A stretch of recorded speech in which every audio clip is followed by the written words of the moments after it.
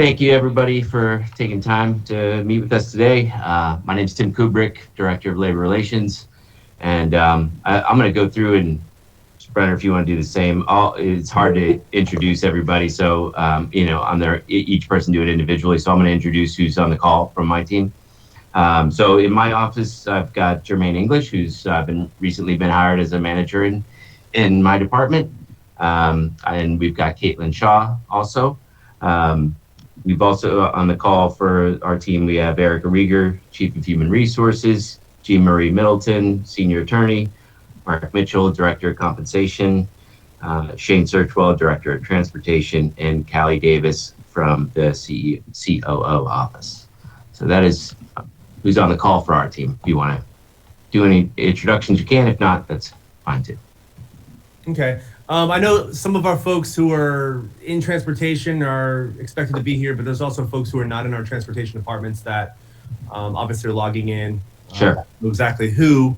But my name is Joseph Brenner. I'm the Director of Organizing and Bargaining for the SEIU Florida Public Services Union. I've got a number of transportation employees who will be making their way on, in addition to Carrie, who also made her presence known, as well as Miss Julia Reddick from transportation as well.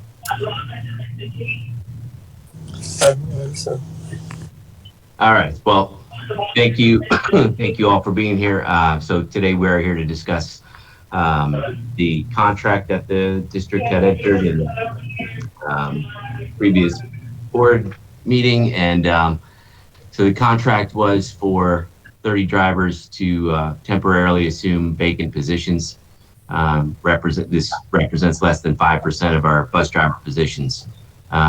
We currently have about 179 vacant positions in transportation for drivers.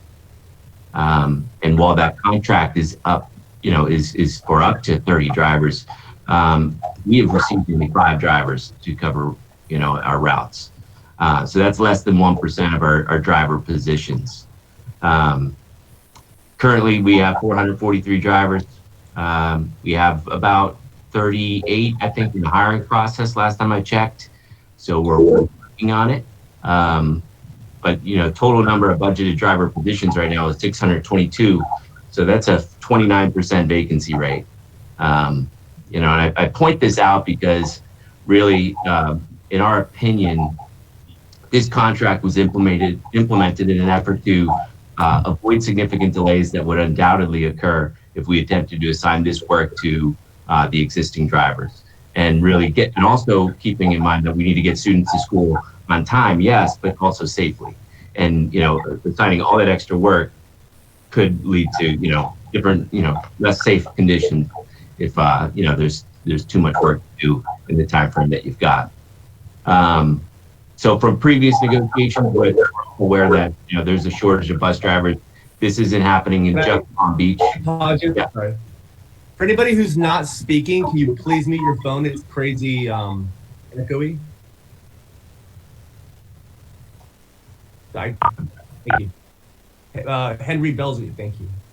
All right. So as I was saying, from our previous negotiations, everybody's on this call is probably clear that there's a significant shortage of bus drivers, not just in Palm Beach County, not just in other counties nearby or Florida, but throughout the entire country. And we've been looking at many different districts and what they're doing to try to solve this. But in some of the efforts that we've made to remedy this situation is, during last round of negotiations, the $2.25 per hour wage increase, putting us to higher bus driver hourly rate than our competitors to the north, to the south. We gave a bonus we started the employee bus driver referral program, giving a bonus to any of our employees who refer an applicant and who's hired as a bus driver. We also offer a $1,000 recruitment incentive for new bus drivers, which is the only position that gets that in the district right now. Transportation Department CO's team has also been making many efforts to attract applicants to vacant driver positions, job fairs.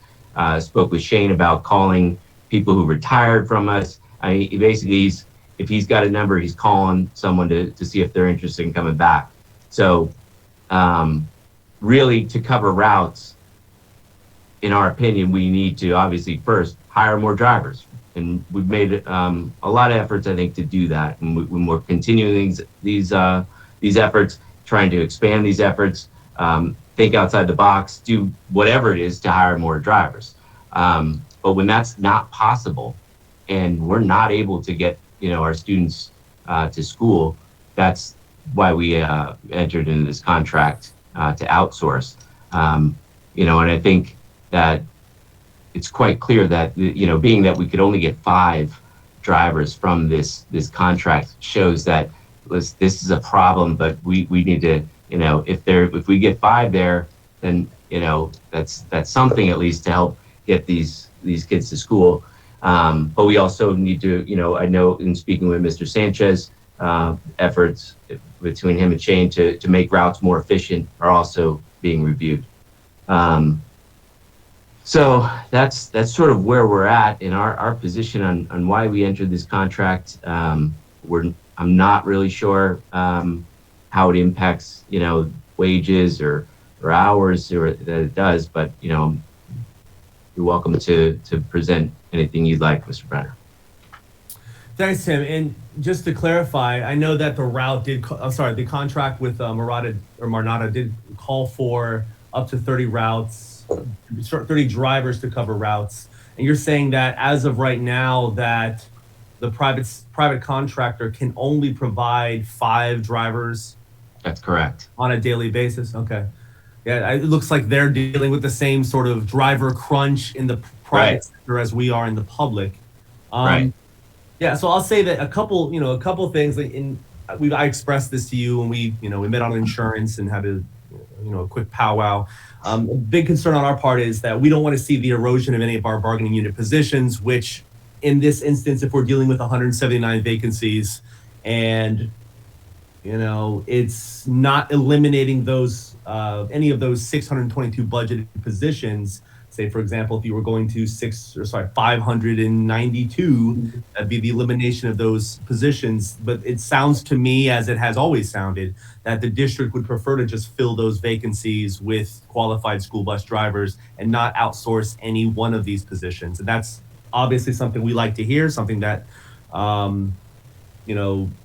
is a good sign for us. I think the conversation for us is going to also pivot around what's the expectation on the district's end of how long it will run this contract? For example, are we looking into the rest of the school year, or is it really going to be about conditions are going to necessitate whether or not you will keep the contract? So the contract is for the year, the school year. I do not have any awareness that a decision's been made how long it would go, if it would extend beyond this year. But I do know that we could cancel it within 30 days, and our stance on that is if we can cancel it, we will cancel it. That's hiring our own bus drivers is what we want to do. And I'm not just saying that. You can look at so many of the actions that we have taken from the last round of negotiations all the way through now with the CEO office having a new team, really with Callie Davis. I don't know if all of you know her, but designated to working towards trying to get more drivers in there. She's going to job fairs all over the place. Anybody she could talk to, she is working it. So there's nothing that we're doing to say that we don't want to fill those positions, and we are not eliminating positions. But let's just be honest. We could say there's 1,000 positions in there. We're nowhere near the number of drivers we need. It doesn't matter how many. We can't. We're so far off of that point. We have 179 vacancies that we're not bringing that number down at all. We really do want. If we could fill all of them, we will, and we would not continue this contract. And I don't know that we would continue the contract anyway. I just don't know that a decision's been made on that yet. But I just want to reiterate our stance is we're looking to fill our bus driver positions, and making every effort we can to do so, and also more than willing to listen to suggestions of where we could find more bus drivers for these jobs. So. No, I appreciate that. One of the things I know that some of our committee members had brought forth in some of the labor management meetings was, and it sounds like in your opening statement, we're discussing that Mr. Searchwell is reaching out to retirees to sort of bring them back on a temporary basis as needed. One question I had, and I know that the district already has the right to do this already, is to hire part-time school bus drivers for some of our folks who are going to be over the age of social security benefits and don't want to work in order to negatively impact their social security benefits. I have you, Jose Palat, can you mute yourself? Jose, can you mute yourself? Thank you. I think I'm able to do it. I just did it, I think. Okay.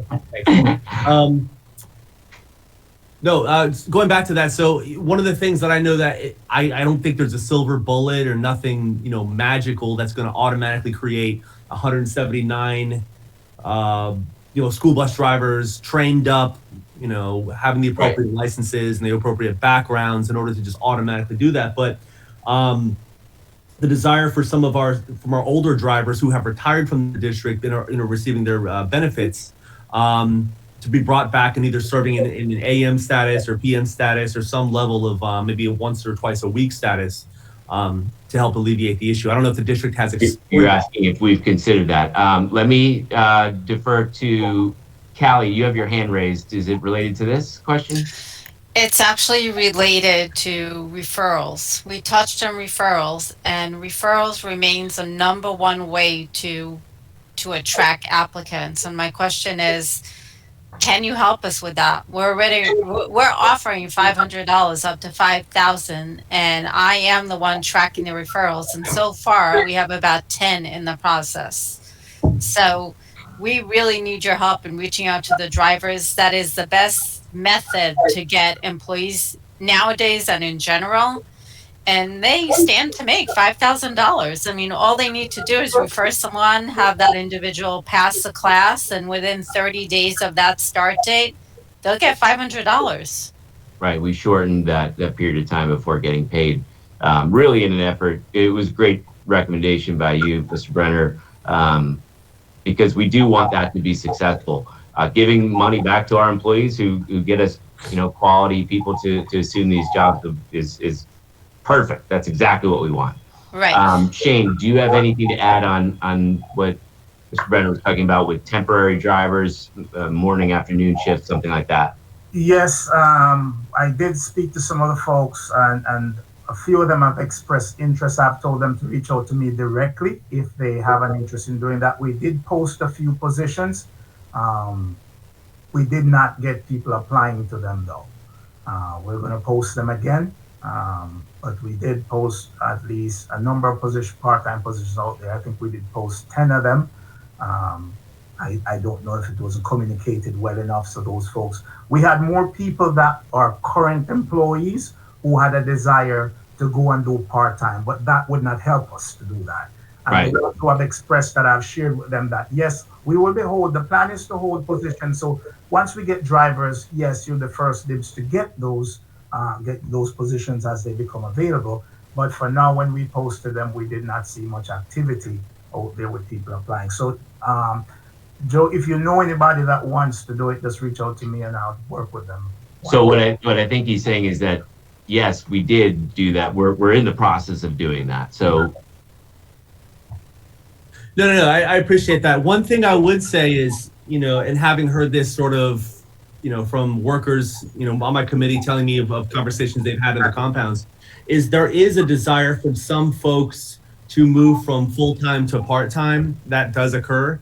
And while obviously, if I'm the Palm Beach County School District, I don't want to necessarily have that happen, but it would be a heck of a lot better than if that driver who was ready to go from a full-time to a part-time status were to just leave at all, right? And just completely leave. So I do want to keep in mind that, heck, if we were going to lose 25 drivers or 50 drivers or however many drivers, that because they're, they might just be getting, up in ages and they're just wanting to move to reduce their number of hours, that we strongly consider that as a mechanism, because it's better to have, some form or fashion of that work to be performed rather than, losing it all. Totally. Jane, are we not considering, or is that an issue? If somebody No. wanted to go from full time to halftime, because I do agree with that. I'd rather, if we're going to lose them, because if they really want to go halftime, they're probably going to leave if we don't have an option like that. And if we have those options, is that something that we are considering? Yes, and I've talked to a few folks who have expressed the desire to go part time, and I've shared with them just work with us through the next coming weeks until we can get a few more drivers, and then those positions would be available for them to use. I have at least 2 people in the pipeline that has expressed that, so that is open, Mr. Brenner, for discussions. Okay. I know the union has similar to an offer that we had made back in our collective bargaining round in December of 2021, to provide some additional compensation for runs made during the regular school day, because quite frankly, I know that from what I'm hearing from the drivers in the compounds and sometimes attendants is that there's concern that, hey, we know the work has to be done and you can effectively mandate that, but workers are trying to not do that work because effectively it's running them ragged. And I do have a proposal today on something very similar to what we executed with Lake County schools up in North Florida, just north of Orlando, that provides for some additional run compensation to help alleviate this additional workload amongst our drivers and attendants who are, effectively biting off more work and more work and more work, and don't feel that they're effectively making any compensation for it. So I'll present that to you here today. And for my side, any of my team, I know Garrett, I know Robert, I know Carrie. Are there any questions, Cassandra, of anything that the district has stated thus far? I know some of you were joining later than the start time, but feel free, ask any questions, anything going on in your particular compound, either around the particular Marnata contract or any other concerns or ideas on ways to attract, recruit and retain school bus drivers and attendants. I know that's also an issue as well. Garrett, I see you've got your hand raised. Yes, sir. Good morning. I just want to, ask some more questions about the part-time work, because I know there is a couple people I know personally that have called in on the part-time and haven't been able to reach anybody to get it.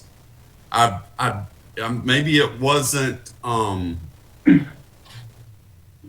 maybe it wasn't brought to people's attention, or make those 10 positions, Mr. Shane, but I'm going to hold you to your word, because I do know a couple folks that have retired that would be greatly interested in it. I would consider also, you have people that are full-time right now, but they are in the process of retiring probably this year. And those very people are the ones that Joey and Mr. Kubrick are probably talking about. We would want to procure those folks now, because I know for a fact 2 of the folks that are getting ready to leave have already said they would take a part-time spot. So maybe I'll get with you at the compound and get a number so I can have these people get in touch with you. Please do. And there's also a component that we have to make sure we share with our members. If they are truly retiring, and there might be some restrictions on them working for the district for a few months. So we have to be careful to make sure they get the education they need. We don't want them to impact their pensions by coming back to work too early, whether it be part-time or not. So I would encourage them to have the discussions with the right folks who can give them advice on retirement and what they need to do to make sure their money is protected. But once they go beyond the year period that I usually have been guided to recommend, that they be out for a year. When they come back in, they could do part-time, full-time, whatever they do. And Garrett, just get with me and I'll be happy to work through those names and try to get them on. So what you're saying is this affects their retirement if they come back before a year? Yeah, you're not allowed to. Yes. Yeah. Is You- there any way they can start the process a little bit earlier so that, or we can narrow that window to 6 months to get these people back in? If we could narrow it to a week, we would. You know, it hurts us. But no, that's not our decision to make. It's FRS. Yeah. This is, Okay. and it does Can you mute Carrie's phone, Tim? Yeah, it Yeah. does impact their pension directly if they don't follow those guidelines. Mr. Robert and I together. Still I'm need to sorry. mute your Okay. phone. That's good information to know. We can pass that to these people and let them know, but we will get them over to you guys so y'all can explain it. Okay, Mr. Searchwell, this is Julia. Yes, Hello, can y'all hear me? yes. What takes place with Joyce and I when the bus drivers come to us? We have talked to several bus drivers that are presently employed, and we took it upon ourselves to make sure that we got the correct information from Florida State Retirement over here for safety and training. And it is, if they come back, they can come back in 6 months, but it will stop their pension, and they have to be out a year and a day for them to return, not to affect their pension. But one other thing that they need to be aware of is that, because when they came in, the physical demand test was not required, and a lot of people are having a problem passing that test. So that's something else that needs to be passed on as well, because they think they're just going to come back and it's going to be that way, as well as we tell them they don't have the same seniority date. Based on FPSU, your hire date is the date that you get, that you come back aboard.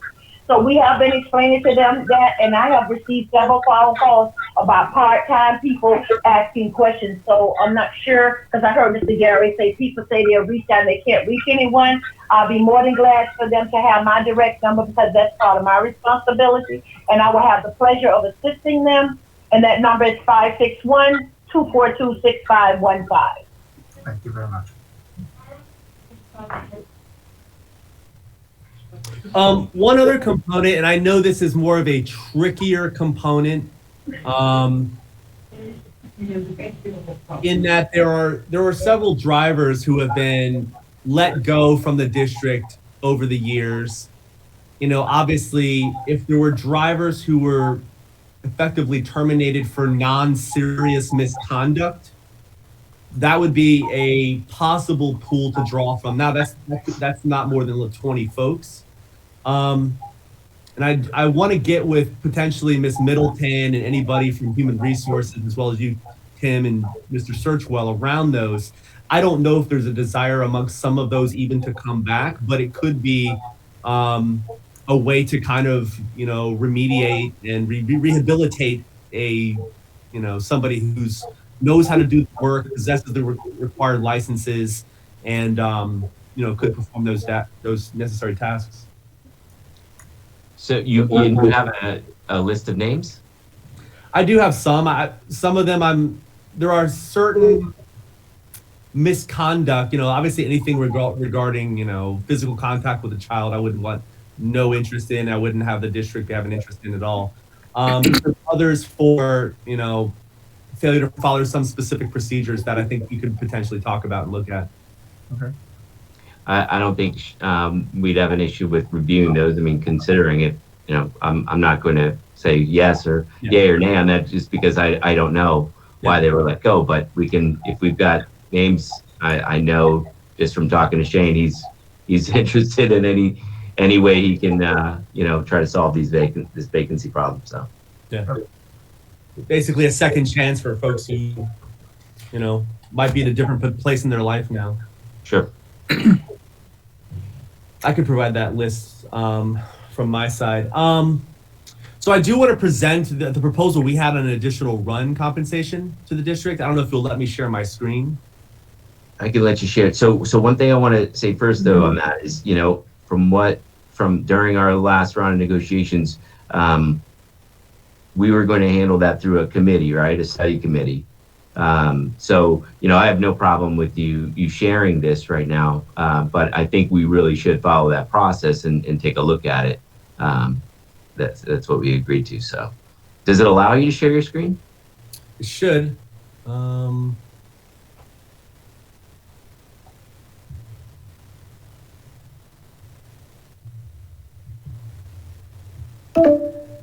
Can't. Okay, it says.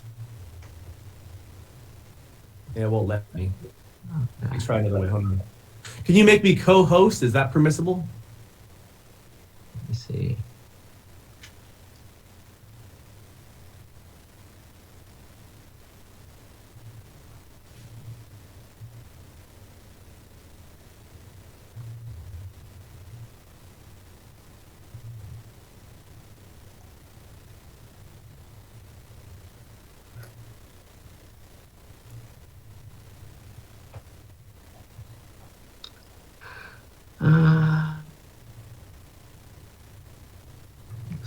Here we go.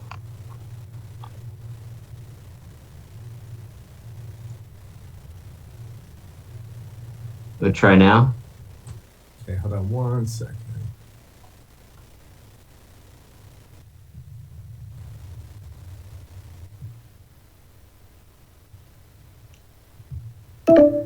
It won't let me. It says Google Chrome might not have screen recording permission on your computer. Jerry, why don't you just email Tim the document? Maybe he can check. Yeah, let me do that.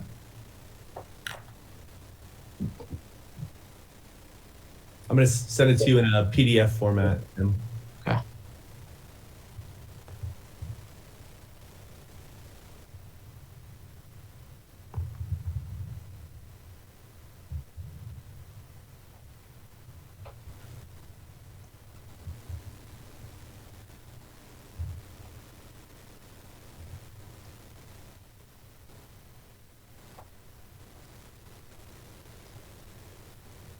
Should be headed your way.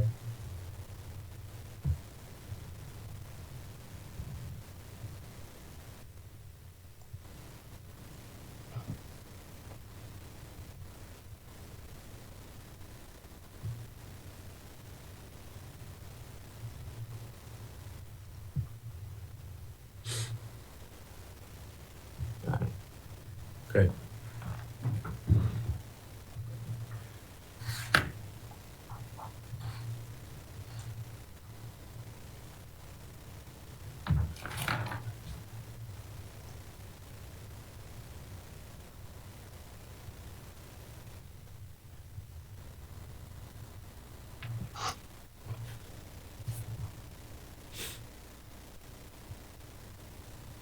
Okay. Yep. Okay, so what we did was we took the already existing language in the collective bargaining agreement around additional assignments that are made during regular work hours and after regular work hours. And I added a provision, one for school bus drivers only and the other for bus attendants only. And you'll see it there. And this is very similar to a memorandum of understanding that we executed with the Lake County School District up north to provide some additional incentivization for folks to, really it incentivizes folks to come in on particular days and take on additional assignments during the AM and the PM shift. And it places a premium on those Mondays and Fridays during the school year because there's such a higher amount of absenteeism amongst drivers and attendants on those particular days. And as you'll see, it's slightly worded differently than what we had proposed back in December of 2021 around the additional compensation. So for those who, it's kind of small for folks who can't read, it says for bus drivers, an additional $30 per AM/PM shift for additional work performed on Mondays and Fridays, an additional $25 per AM/PM shift for additional work performed on Tuesdays, Wednesdays, and Thursdays. And then for a bus attendants, an additional $20 per AM/PM or PM shift for additional work performed on Mondays and Fridays, and additional $15 per AM or PM shift for additional work performed on Tuesdays, Wednesdays, and Thursdays. Okay.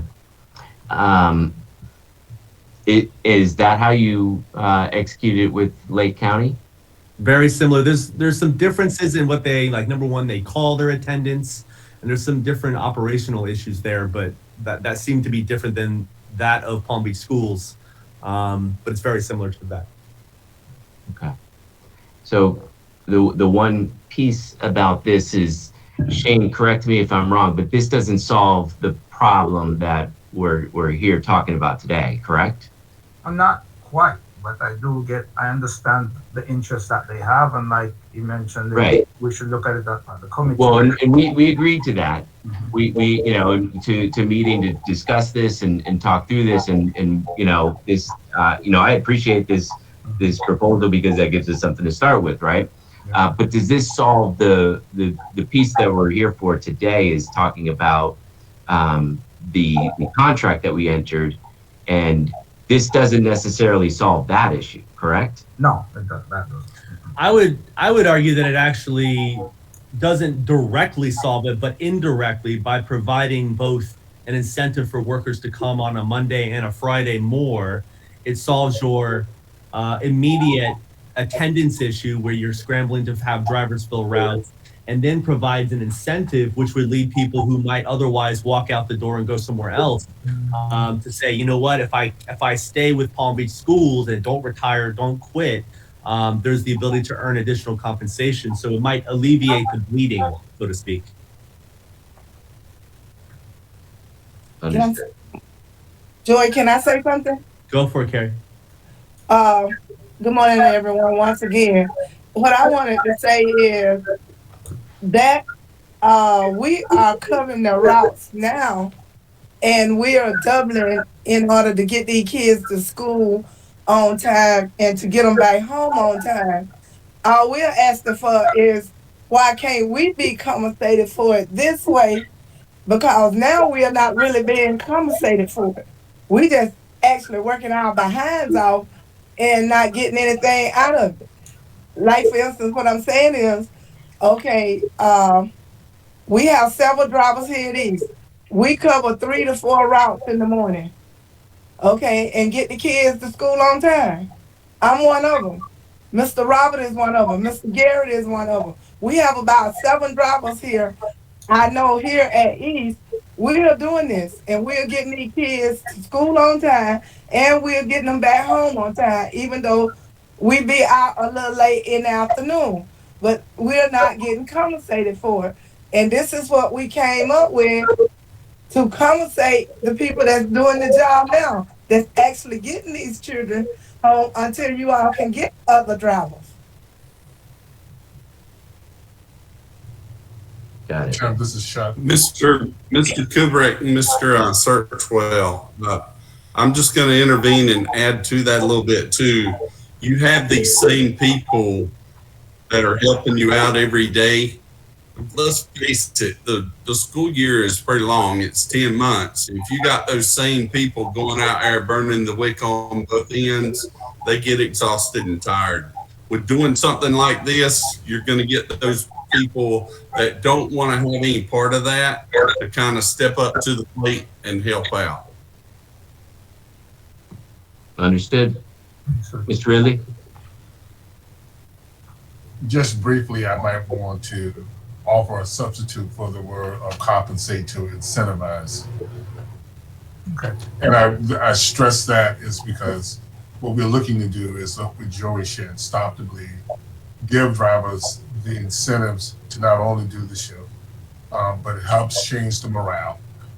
And as we talked about from Ms. Davis, as we look to get our drivers to partner and go out and to help recruit and refer folk in, this one again creates an environment that makes folk want to be there. And so it's not just the recruitment, it's the retention piece. And this helps with, on that retention side. The drivers know how to cover these shifts. This gives them additional motivation to be engaged in the solution. This is where this is their thinking.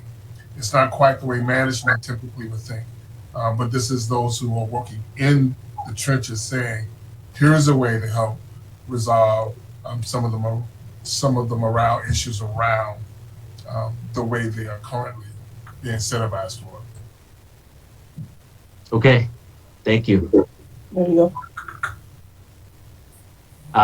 So obviously, I wouldn't be able to make any sort of decision on this. I will have to run this through Mr. Sanchez and the team will discuss it. And I also think that, we should start our meetings, our study team to sort of go through this. And I think this is a good start to it. So I will take that action item from today.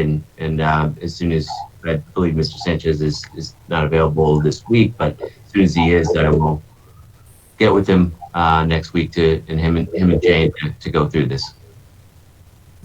Yeah, we're open to meet obviously as soon as possible because, like I said before, while it's not directly correlated to the issue we're here to deal with, it could stop the bleeding per se.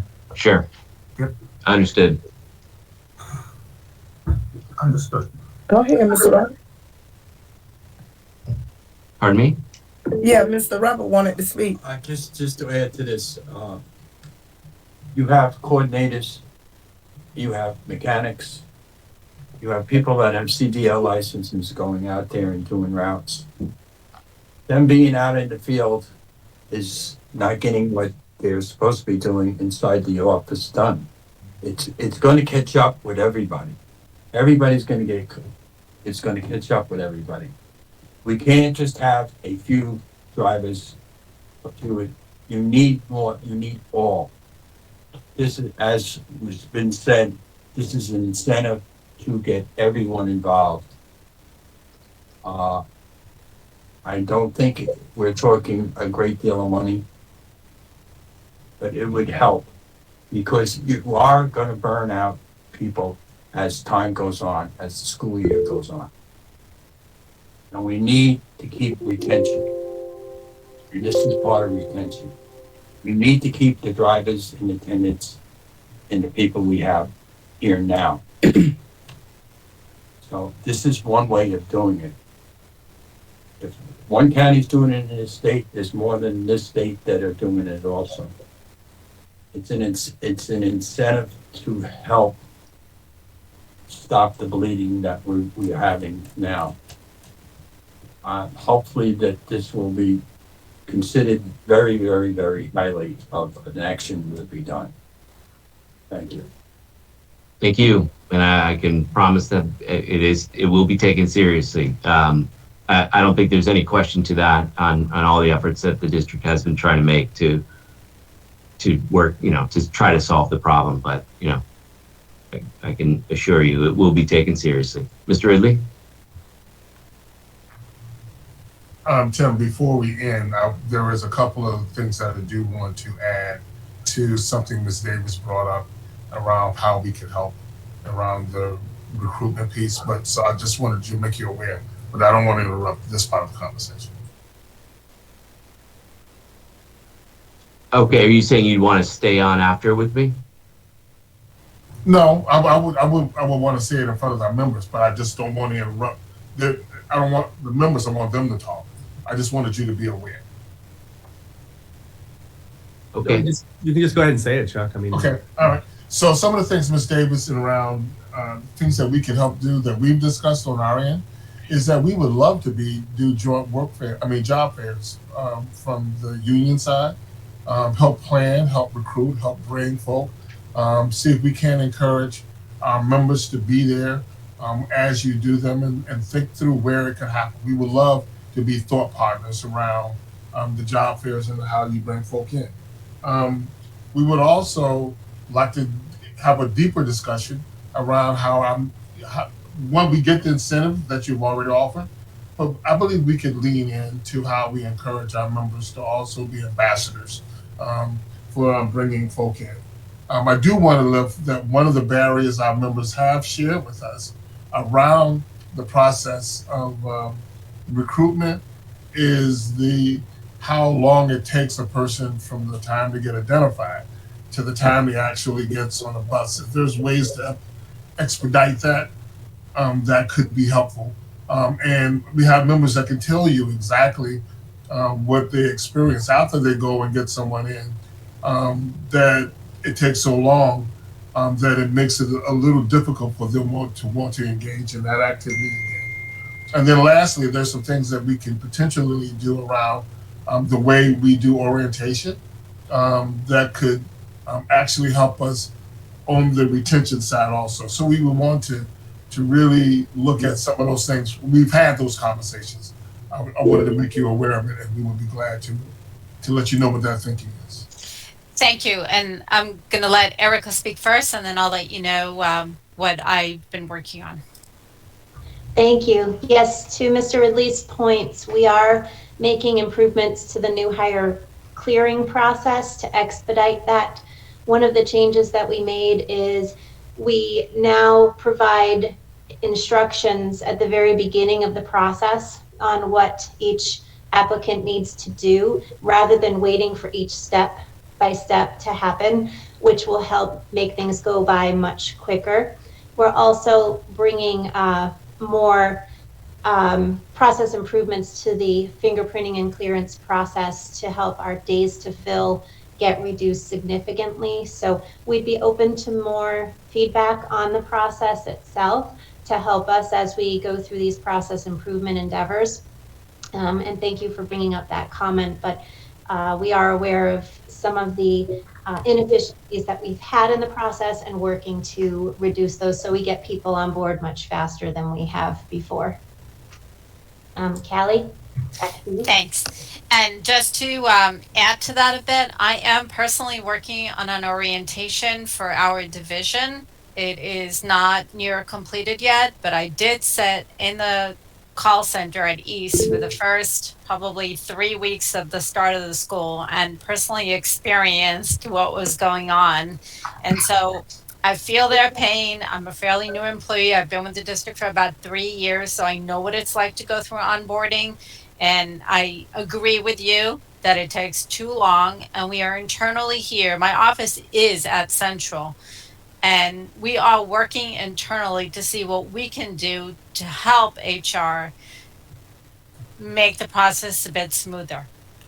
But we are definitely working on that. As far as the job fairs, we would love to have you there. We would love to.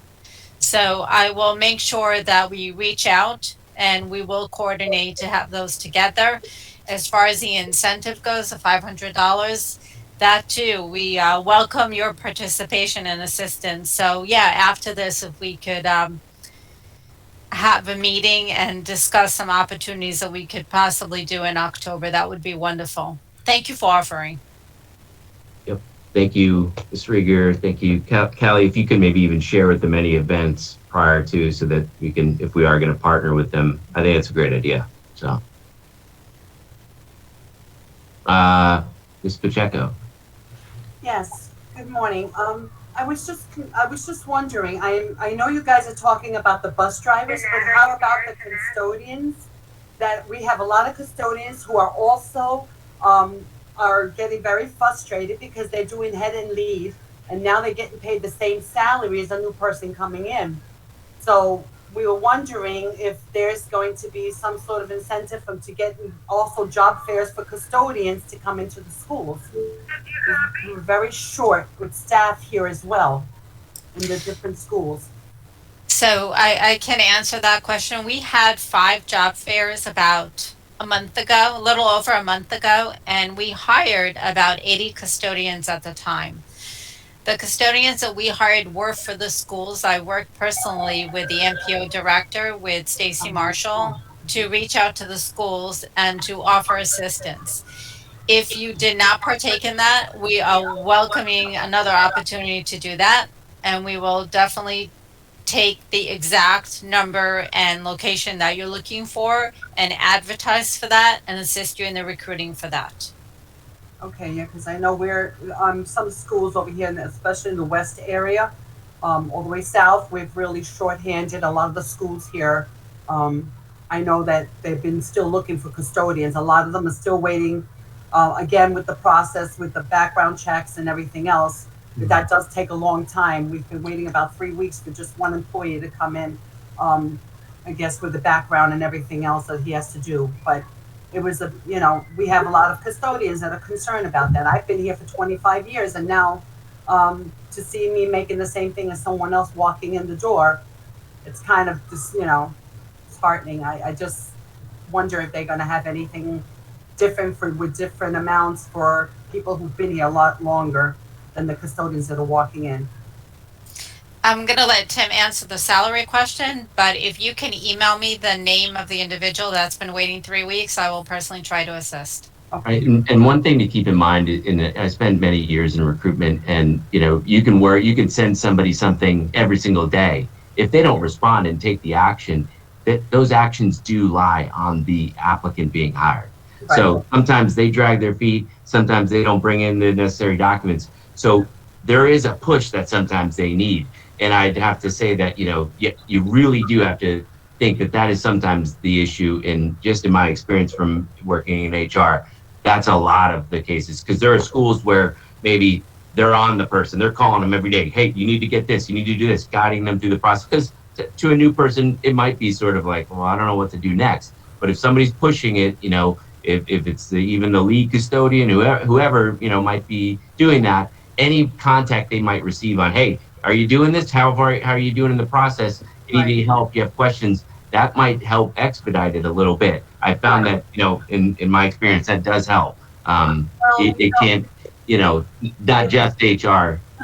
Well, yeah, that's true. But I know we've had a lot of experience that people would go up to go get their ID, and on the application, it states just bring one or the other.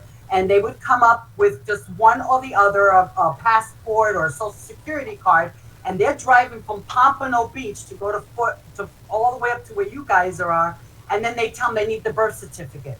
So there are things that they need to be more explicit to let people know exactly what they need to bring, instead of having to go way back, and then they get frustrated and they don't want to come back. They're not going to make that hour and 20-minute ride.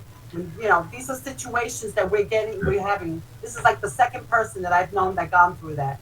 So I can say that, that sounds like maybe something related to a social security card. I don't know that birth certificates are required. They ask for the birth certificate. There's been a lot of, as Ms. Frieger pointed out, improvements made to the hiring process. So they are working through that, and she's done a lot to sort of look at different ways to approach it. So, but if you have that name of somebody, like Callie said, if you send that to her, we gladly investigate. And in response to your question about salary, we're not here to talk about salary adjustments. Really, I'm not prepared for that. That will be handled in upcoming negotiations. So. Okay. Thank you. Anyone else from my transportation team? Joe? Hold on. Go ahead, Joe. Okay. Hello? Can you hear Mr. Robert? Yep, we can hear you. Oh. Okay, I'm gonna keep harping on something that I think is, I feel very strongly about. I know we talked about recruiting and that. Why aren't we going after the 55 and over? Again, Tim, I made a presentation to Mr. Burke, Mr. Sanchez. You were at that meeting back in February, and it seemed to be taken very well. Also, I have talked to 3 of the commissioners at bid day, board members, and they were very high on the idea of going after 55 and over developments, going there, trying to recruit from there for the part-time jobs. You have multiple experience of life and that these people, they come to work every day, and there are a lot of them that can use that 4 hours a day, 5 days a week. And No, I agree. I think we're missing something there by not going to them. We have to, as I said then, we need to step out of the box, think out of the box. We go to them, get a survey of in the different areas of 55 and older developments, get a hold of their presidents, vice presidents, and ask them what they think of our idea of recruiting there. We'll go there. We'll bring everything to them, and and see where it goes, because I think we would do very well. I think that would take away a lot of the pain that everyone's going through right now. Sure. And I know, I do remember your recommendation before, and I'm gonna get with Callie and we'll talk about that. But that's right up, that's basically why Callie was hired, I think, to think outside the box and try to find some solutions here. So it's what she's been doing. So I'll connect with her on this, and I think it's a good suggestion. I can answer that, Tim. Okay. I actually got a proposal from AARP for advertisement. At the time, we did not have a budget. We just received our budget for advertisement, and we will be reaching out to them as well. thank you. And just so you know, Mr. Robert, and for transparency, I have a family member that's on the board at Central Village who has been campaigning for transportation, but was not successful in doing so there. That's in the northern Central Village up on Okeechobee. We did campaign there, but we did not get any bites there at all. But as Kali mentioned, we are prepared to go deeper to see how we can pull some more people out, possibly there. We're open to doing that, because you're right, we have to explore every opportunity possible out there for us. But we did make an effort to do that. Just want to make sure you're aware. Thank you. Yes, sir. Ms. Middleton. Yes, but also with, I'm sorry. Go ahead, Ms. Middleton. This is, Just okay, go ahead. a note of caution. We have to be very careful. And Callie, I can get with you on this to make sure that while we are recruiting and we are wanting to hire 55 and older, we don't run afoul of the Age Discrimination and Employment Act. So we've got to be very careful how we target that. So I'll be happy to work with you, Ms. Davis. It's thank you. It's simply a proposal that you get just like from any other company. It could be from Indeed, it could be from Monster.com, anything. It was just a proposal that we could get an advertisement for that job board. So it's not age specific per se, but it happens to target those individuals who read that publication. Okay. Thank you. All right. I don't have anything further on my end. I would like to get some dates together to work on that committee regarding the additional run, AM, PM compensation. Yep. Can you send me who you would like on that committee? And if you have some dates in mind, let me know, and then we will connect and send some options out there, I guess. Okay, perfect. All right. All right. Well, thank you, everybody. I do appreciate your time today. And Thank you. appreciate all you're doing to get our kids to school on time. I know it's a ton of work, and but I do want you to know we appreciate it, and we know kids don't get to school without y'all, so we appreciate you. All right. Okay. All righty. Great day. All right. Thanks, everybody. You too. Have a great day. Thank you. Thank you.